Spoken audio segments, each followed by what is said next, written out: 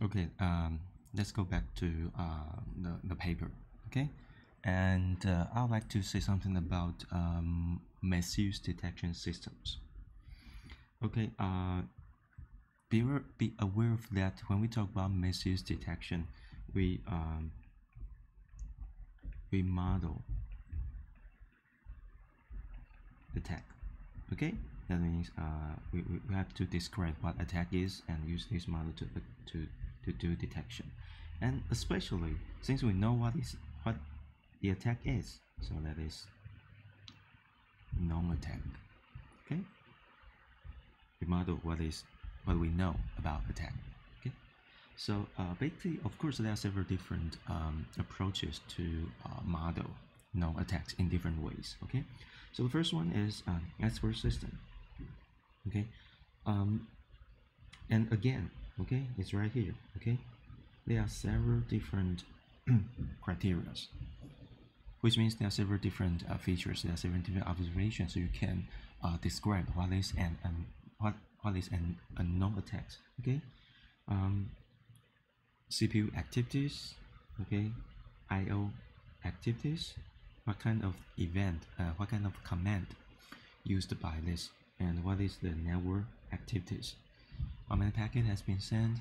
How many bytes has been sent? How many IP address do you contact with? Something like that. Okay, system errors, something like that. Okay. So again, since you know what attack is, so I will describe an attack by using the features right here. Okay, so and you create a profile for this attack, and you check against the current observation with the non-attack profile. Then, if it is the same or it is similar, that means the current observation is very similar to what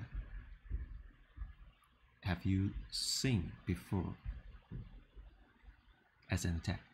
So then you trigger alert. Basically, we use the word expert system. That means we need some security expert help us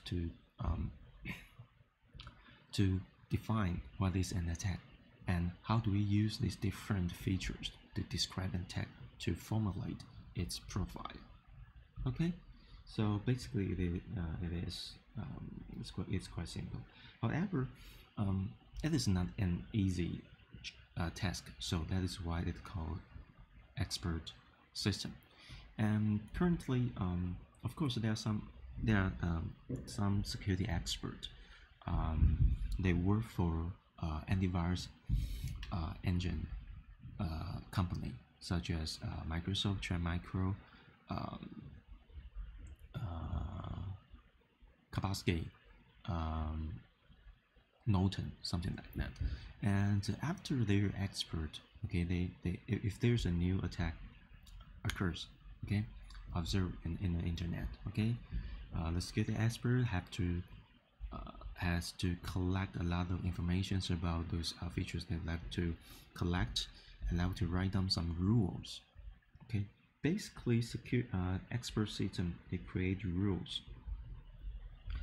Those rules describe, okay, what is a non-attack about. Okay, so I'd like to show you some interesting things. Okay, if you Google Snort Rules, okay, and here is it. Basically, Snort is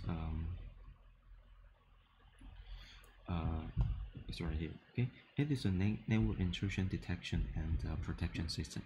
Okay, and it is open source. Basically, some open source guys, okay, they have such kind of so take a look at this. Its URL is org. It is an organization. Okay, a lot of different experts, okay, they will write rules for different non-attacks, and those rules are shared among this community. Okay, so basically, if you Google Snort Rules, okay, and you can find all those rules, and you can install Snort in your, for example, in your gateway or in some places, somewhere in your network. So this system, Snort system, it will check against every packet that goes into your network, check against your packet with those rules created by security expert. So basically, we can view Snort system as an expert system, and it contains a lot of different rules. So what exactly a rule looks like? Okay, so maybe so that okay, we take this one for example. Okay,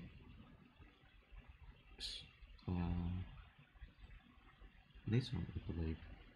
Okay, which is good enough. Basically, a rule is written in a text format.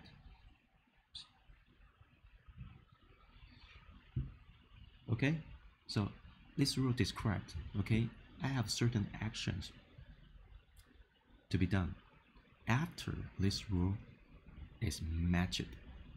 So let's collect those packets that check against with these rules. And so far, I believe Snort rule has more than 50,000 rules, and those rules are created by the community, and these rules can detect old and new network attacks. Okay, so the first one is if this rule is matched, if certain packet matches this rule, okay, the action is alert, means you have to raise an alert, and the security expert and or network administration will see this alert. Okay, so next is protocol. Okay, it's only TCP packet will trigger this alert. And the second one is any, that means the source address is, it means if the packet's source address is from somewhere, right? Any means I don't care about where this packet comes from, so that is any. And the next one is 21, that is source port. Okay, every connections, okay, every packet we receive, okay, there's a source port and there's a destination port at the right hand side. So the source port should be 21 if the packet source port is 21, and the destination port is any, which means we do not care. We do not care about what is the value of the destination port of this packet. Okay, and here is the destination address. Okay, it specifies a IP address 10.199.12.8. Okay, that is if your packet matches these rules. Okay, and here's the direction, which means from the left hand side to the right hand side, from the source address to the destination address. And of course, if your packet matches this specific rule, including protocols, source address, source port, direction, destination address, and destination port, and you raise an alert, and here is the alert message: TCP packet is detected. Okay, that is a very simple rules. It is not, basically it is not an attack, right? So sometimes we have a more sophisticated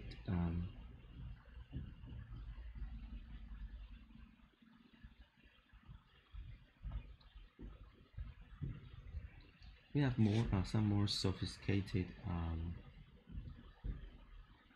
rules. For example, at the right hand side, okay, it says, okay, it says that, okay,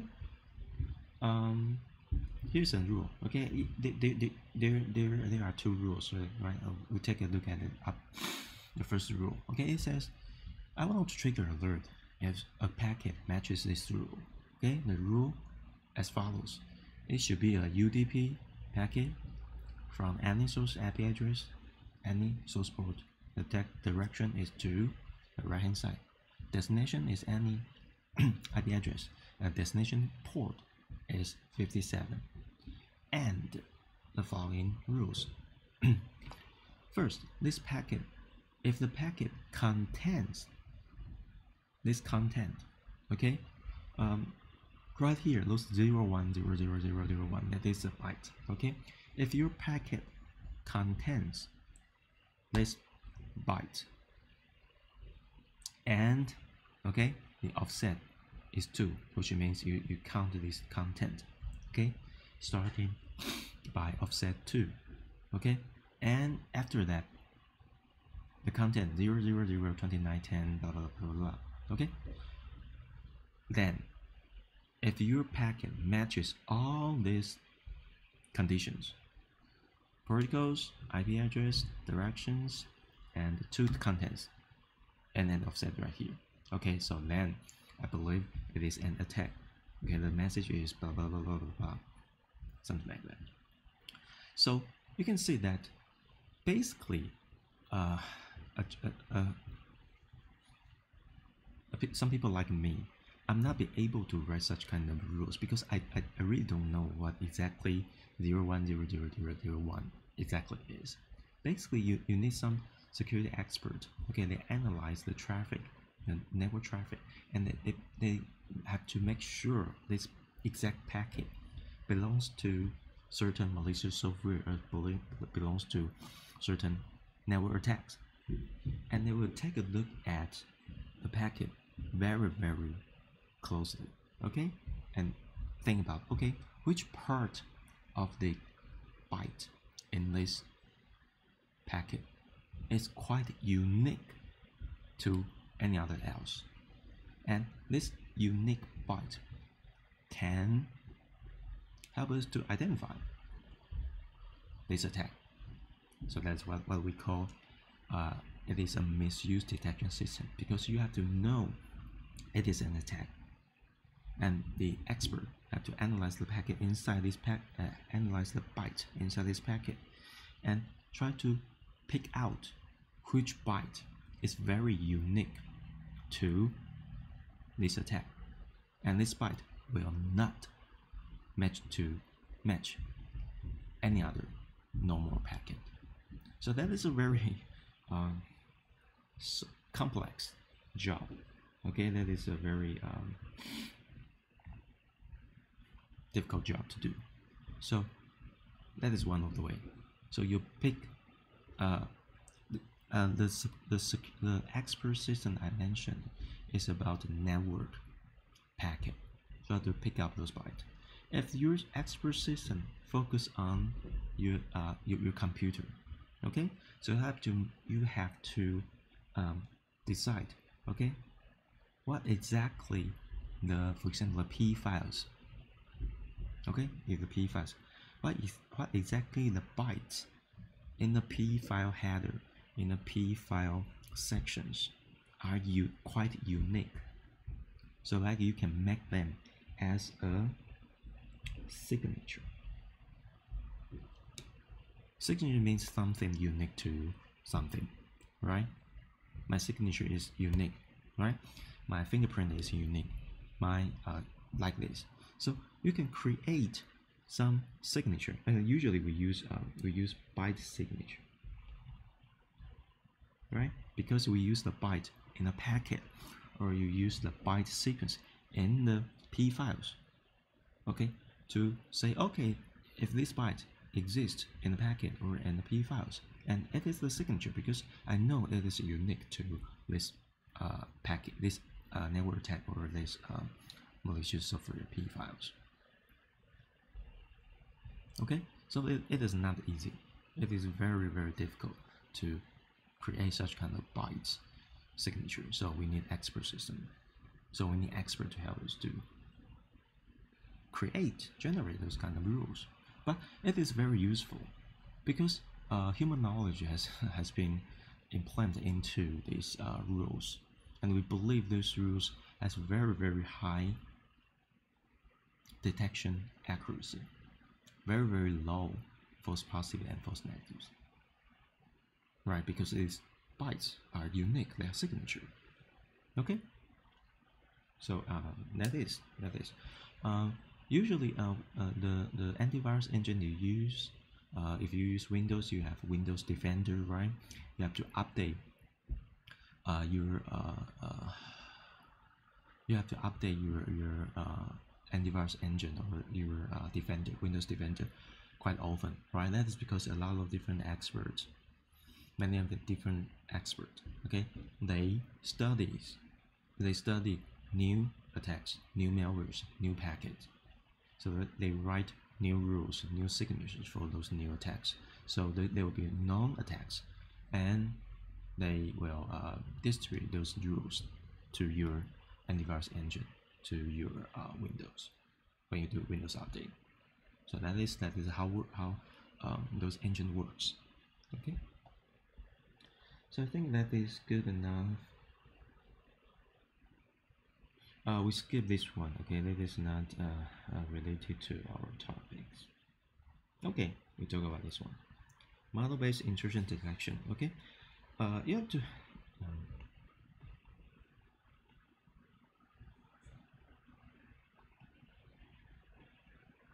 When you read these articles, make sure you know where you are. Okay, we are under misuse detection. Okay, so when I talk about model-based intrusion detection, it is very similar to the finite state machine, the state machine we talk about, but we are talking about how to describe the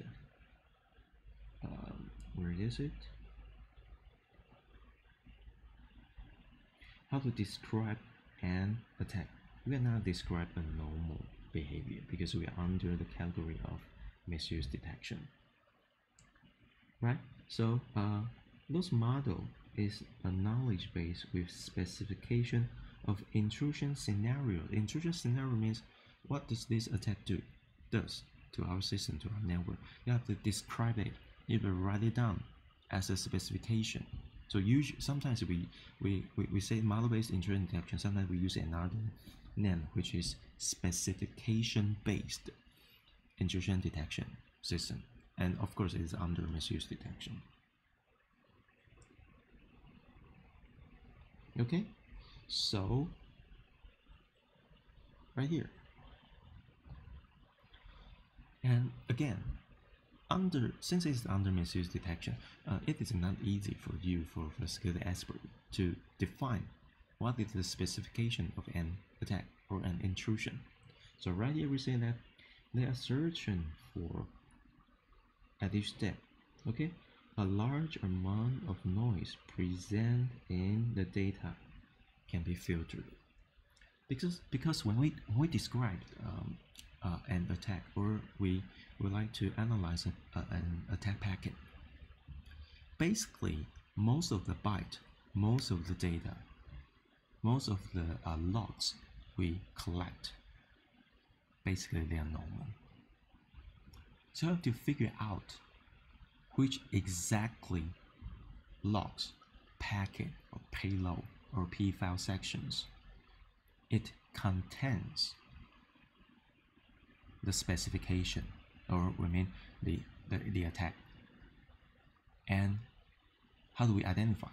How do we figure out the signature in these logs, in this packet? And so that is very time-consuming, human resource intensive job.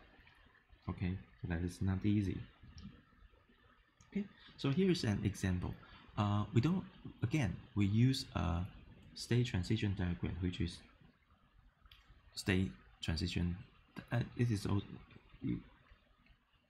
finite state machine. Okay, again, it is a finite state machine. Okay, and here is a very old example. Okay, in 1992. So it describes how attack. What is the necessary steps? What is the necessary event for an attack to try to invade into your system? Okay, so here is the state A right here. It is a standard Unix access. Okay, so event right here is the user create a file. Okay, after the create a file, so we transit to state B. Okay, of course, and of course there are some conditions right here, which is a little bit different from the finite state machine we introduced. Okay, if the created file, okay, matches these conditions, then you can go to state B. Okay, so let's take a look right here. Okay, if you want to see the detailed description of this attack, okay, it's right here. Okay, so I simply just mark some important steps right here. So if this file, okay, when you create this file, okay, and this file starts with a very strange symbol, which is dash right here. Okay, so it is this condition. Okay, of course, this condition is written by some expert, and he or she creates this state machine. Okay, and it says, okay, if this file start with dash or heaven, okay, whatever. Okay, and next condition is this file's owner is root, and we can access this file. Okay, and it is a shell script file, which means it can be executed in a Linux-based system. Okay, and it is a linked file. So there are several conditions need to match right here, just as what we see in the Snort rule. Because Snort rule, they focus on packet, right? So there are several different conditions which describe which part of the headers, which part of the payload byte you should match. But right here, we're talking about Linux system. So based on the, but they're the same, right? There are some conditions, okay? This event is create a file, and all the five following conditions, if they matches, okay, then we say, okay, there's something wrong with this system. Okay, it is certain attack which will match this kind of transition and including its condition. Okay, and then the user execute this file. So we go to state C and so on so on so forth again. Okay, so here there is a guard right here. That means if your system installs such kind of detection system, and it is based on such kind of finite state machine. So at the state B, your intrusion, if you say it's intrusion detection, right? Usually when we talk about, we say it's an intrusion detection system. However, there's another called intrusion prevention system. That is, when your system goes to state B and it is about to go to state C, and your system can interrupt such kind of execution. Okay, can stop such kind of, we say, intrusion right here, so that your system will be protected by this intrusion prevention system. Okay, so basically, of course, this we call it state STA. Okay, it's called state transition analysis. But again, it is under misuse detection, so we need an expert to write down such kind of state transition diagram based on the known attacks. It only can be able to detect known attacks. Okay, I think that is good enough. Okay, the pattern matching we write here is basically it is right here.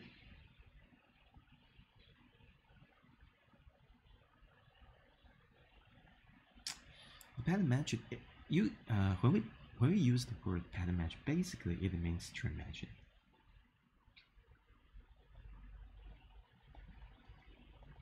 And the Snort rule, which I shown before, they are bytes matching, right?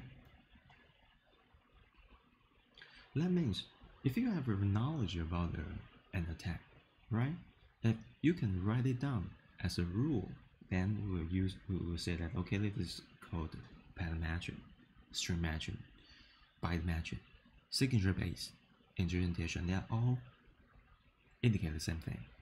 Okay, we write down some rules, and rules have some patterns. Those patterns are represented as string, as byte, as some rules.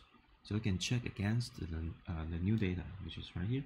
we translate the new data against with these rules, so that we can process, we can speed up this kind of process, okay? Because your knowledge has been written down in those rules, so that would be more quickly to find those null attacks.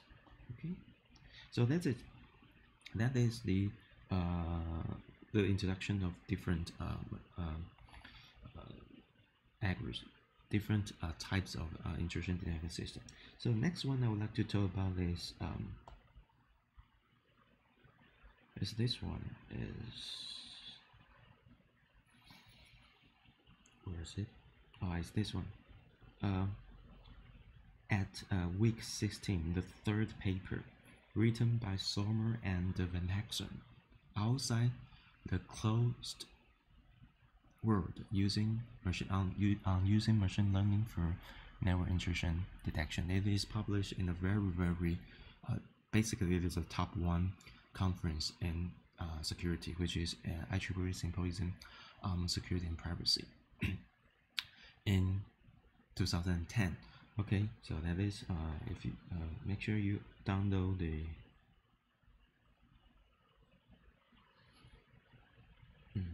this one. Okay, so basically you have to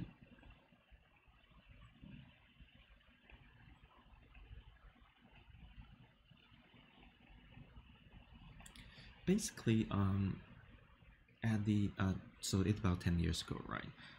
10 years ago, a lot of people, of course, we're still working on a lot of network intrusion detection systems, and in the early of 2010, but at that moment we have some new technology like cloud computing, like and some researchers, okay, they figure out, okay, this cloud computing technique can help can realize AI, which is neural network, because in old days, okay, those neural networks, those training things, those data are very limited. We have only limited data to do the training. We have only limited data to do computation, to find all those weights, to do this partial differentiation. So, but after we have cloud computing, it seems like, okay, we can again to use this old AI technology, okay, so see if they are very useful for some domain. And at that time, okay, some researchers, they think, okay, let's try to use neural network to do network intrusion detections. So at that time, Sommer and Van Hexen is a professor in Berkeley, okay. So they write this paper like to maybe that is a kind of warning or notification, say not every intrusion detection task can we can use a machine learning technique to solve all the network intrusion detection problems or tasks. So it's some kind of warning. So I'd like to say something about this paper. So make sure you understand not every security task can be solved by machine learning or neural network, because there's lots of different challenges. Okay, so that is it is very interesting paper. So if you are interested in this stuff, okay, you can read it, but I will only choose some of the section paragraph. Okay, so again, basically, okay, for intrusion detection system, if we focus on network, which means packet, okay, basically again we have misuse detection, we have anon detection. Okay, all the papers about intrusion detection system, they start with misuse detection and anon detection. Okay, so the next thing right here is here. Okay, they want to know if machine learning is appropriate as feasible on this topic, on intrusion detection. Okay, so basically, okay, the significant problems, okay, is that it's right here, right? Anomaly detection is suitable for finding novel attacks. Okay, we explained it before. Anomaly detection focus on build normal model, right? So everything is different from normal model. Everything is deviated from normal model, and we can consider that some new attacks happens, right? So basically that is correct. Okay, so again, the next one is the strength of machine learning tools is finding activities that is similar to something previous seen. Okay, previous thing. So basically, Van Paxson believed that these two different tasks, they are a little bit different. But machine learning tools are finding activities that are similar to something previously seen, which means we have a training set, right? So we can use a model, for example, a regression model, a neural network model, try to learn what is the current data, the training data, right? And we use a model. So we can basically build a model, right? And we describe the relationship between X, which is input, and Y, it is a task, right? So you use this training model to model the data you previously seen. However, for anomaly detection, so basically if you use machine learning models for misuse detection system, that is much more fit. It is much more appropriate to do such kind of things. However, if you want to do anomaly detection, because you want to do to find novel attacks, you have to model normal data, okay, and you have to collect normal data and try to find which is not fit this model. They believe that it's a little bit strange to do such kind of things. Okay, so that is their opinion. Okay, so again, there are some other problem about when we applied machine learning neural network. Okay, first, okay, errors. Every time when we talk about evaluation, okay, we always have this. We always have confusion metrics, right?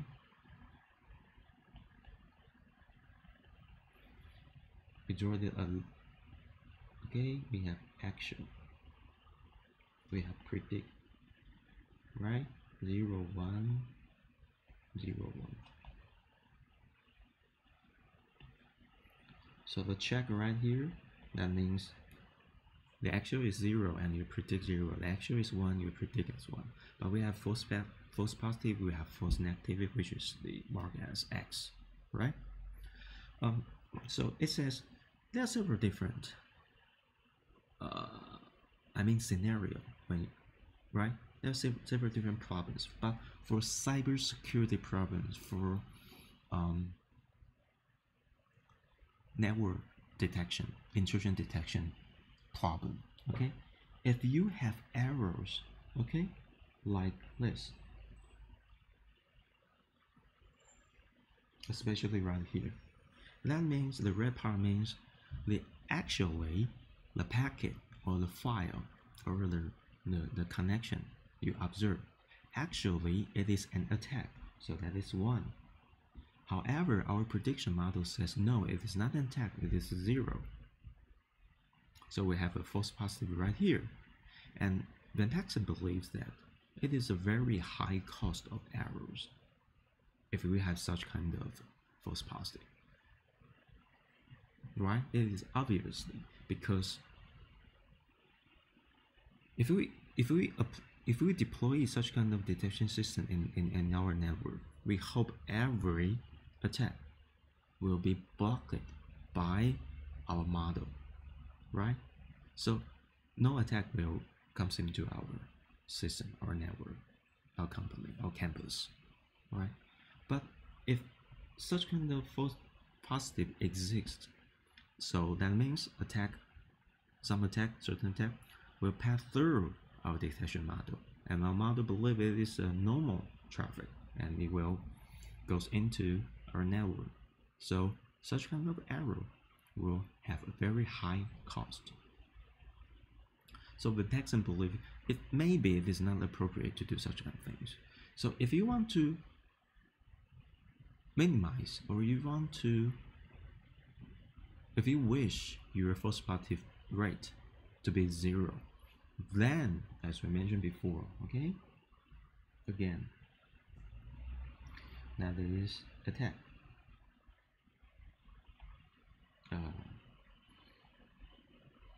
Maybe I should use smaller. Okay, if that is attack, smaller one here. Okay, if it's an attack that is normal.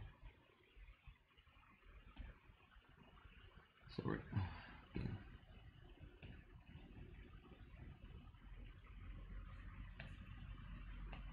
Right, and there's some certain feature. Okay,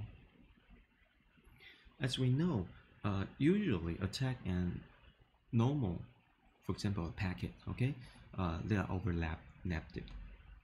Okay, so if you want your false positive to be 0, which means you have to set up a threshold right here. So all the attack traffics will be at the right hand side, will be larger than the threshold, right? So your false positive rate is 0. However, as we can see that right here,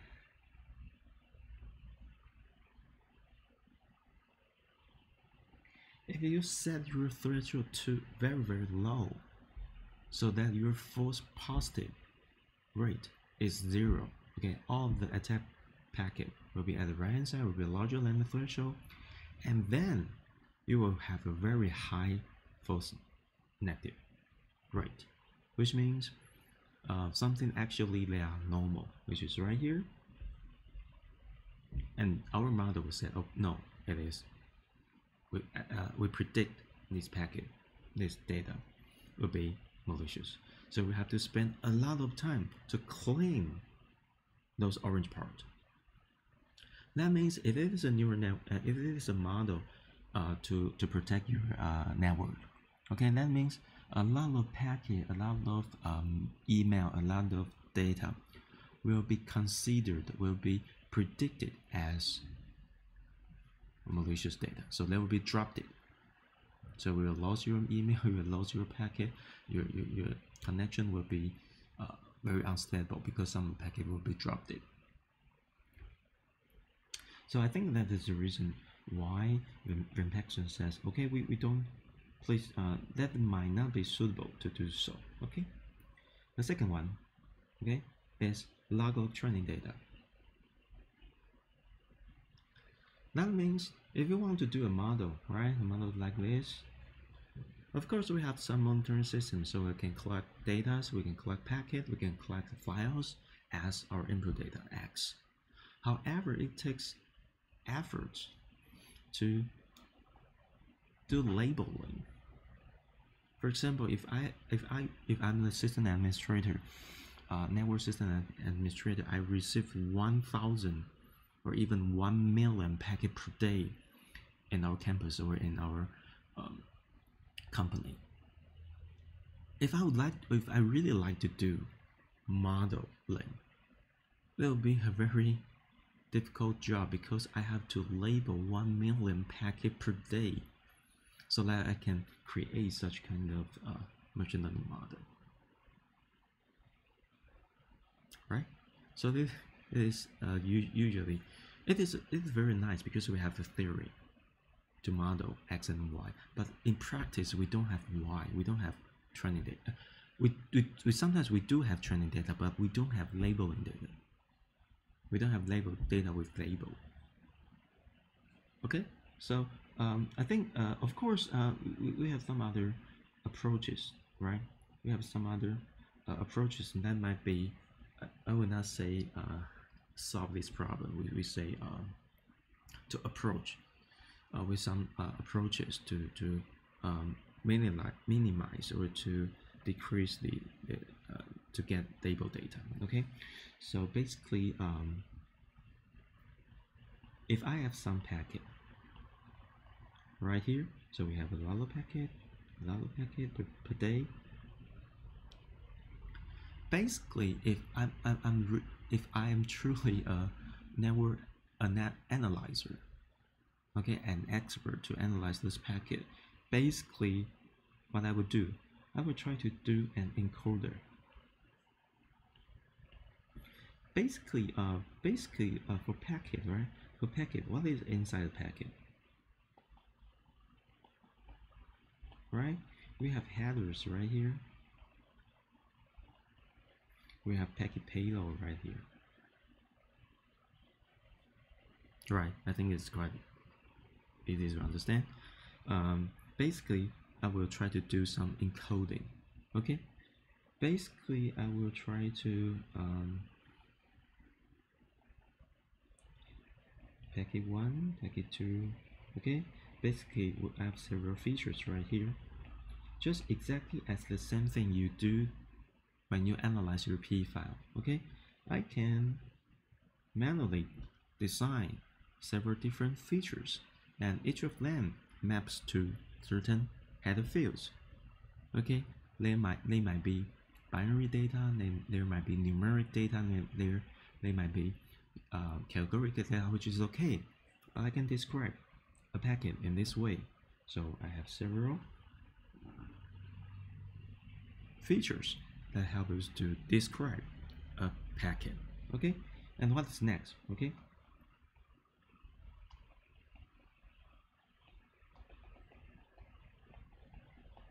we have another K. We have another K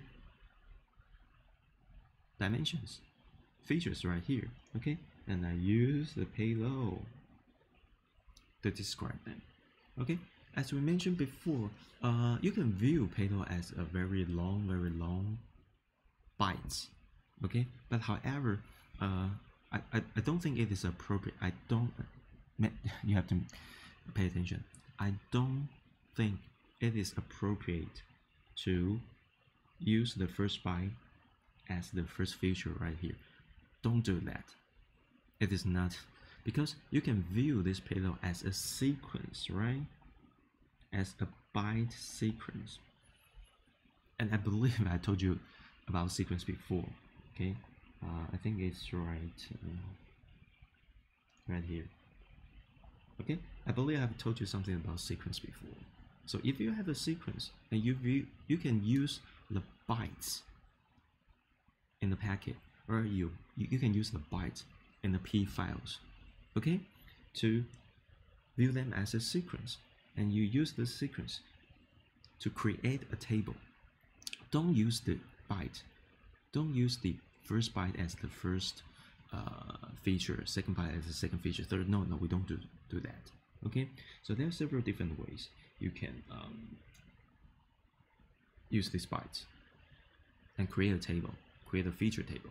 Okay, if it is if the data you try, if the sequence data you try to describe is like a task, so it's like a sentence, then you can use a bag of words we talked about before, right? And create a bag of word table. Use bag of word to describe the sequence data. Okay, or you can simply just count how many bytes, okay, how many different bytes used, okay, in, for example, sequence A and sequence B right here. Okay, or you can use a I think we mentioned it before. You can use different grams of bytes or text, okay, to describe the sequence data, especially the byte sequence data. Okay, And of course,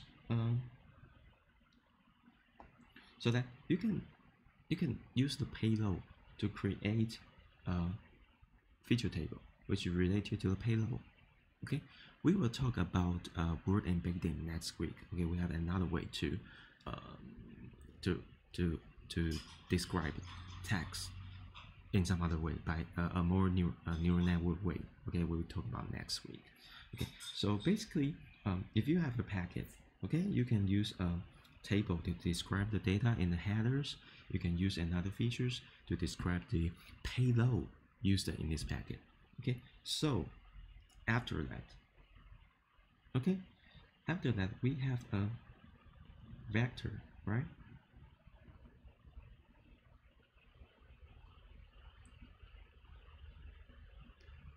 So maybe the vector is n plus k dimension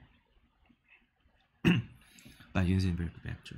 But what else we can do? Okay, for example, you can do autoencoder right here. So right, so we can use so that is basically human encoder. Okay, I say human encoder because you manually decide how many features you have to extract from headers and how many features, k features, you want to extract from your payload. And you can use backup word, you can use 2 gram, 3 grams sequence. It all depends on you. Okay, so after that, maybe you can apply an autoencoder right here. So we have an encoder. You can set a neural network right here, right? And then x1 prime, x2 prime to xm plus k prime.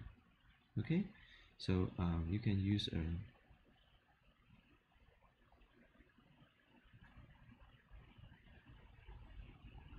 a autoencoder right here, decoder.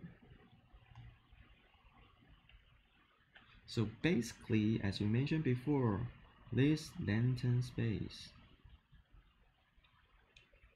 is exactly what we want. So basically, originally it is a packet, right? It is a byte string with headers, with payloads.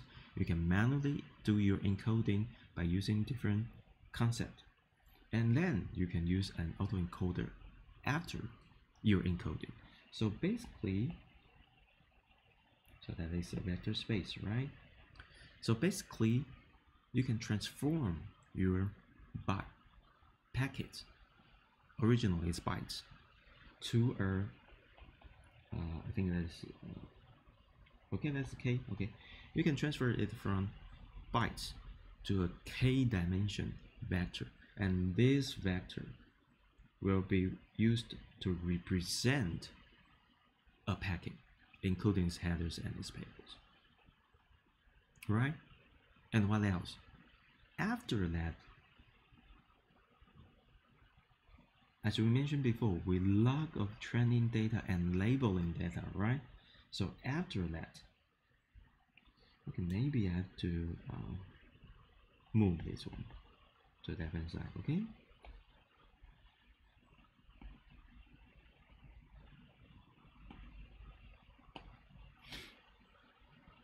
After that, okay, we use another color. After that, we have such a kind of vectors can represent a packet. What we can do next? Then we can do clustering.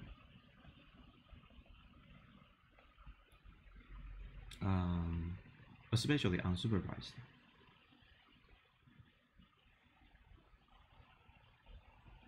Right? We can do k-means. We can do UPGMA, which is hierarchical clustering. Right? So that we can again cluster those packets, okay? For example, that is packet 1, for example, that's packet 2 in a new dimension. It depends on how many K you design in your autoencoder. So that is maybe that is how we can analyze those packets, okay, even without labeling. And then we can ask a security expert to take into, okay, we have several different clusters after we do such kind of encoding, autoencoder, and clustering. And we can say, okay, that is class 1, that is class 2. And would you please tell me what is inside class 1? So that we can say, okay, in class 1, the most of them are certain kind of payload or headers. So they have similar payloads, or they have similar headers. So they are clustered together. So we can say, okay, in this cluster, we can write a label for this cluster. Or even we can even to do cluster again in this cluster. So we have a fine-grained cluster, class C 1.1, class 1.2, class 1.3, something like that. So we can label each cluster or subcluster with your label, with the security expert's label. So that is in practice, how do we get these labels, even if we don't have label in the first place, but we can do such kind of analysis, and we can cluster the original data into different clusters, so that we don't have to analyze millions of packets per day. Rather, maybe, I say maybe, we only have to deal with tens or hundreds of clusters per day, so that we can label them more easily. And then, since we have, for example, we can have a label for C1, we can have a label for C2, so then we can come back to this one, right? So then we can come back to this one, okay? Then we have Y for each packet. That is because it comes from the labels of the cluster. And we use the cluster's label as the packet's label, so that we can populate our data. We have X, we have Y, and then you can do supervised learning. Okay, I think we stop right here. It's 11:07, so we come back at 20, okay? 20 after 11, and we will finish all those concept things, okay? Thank you.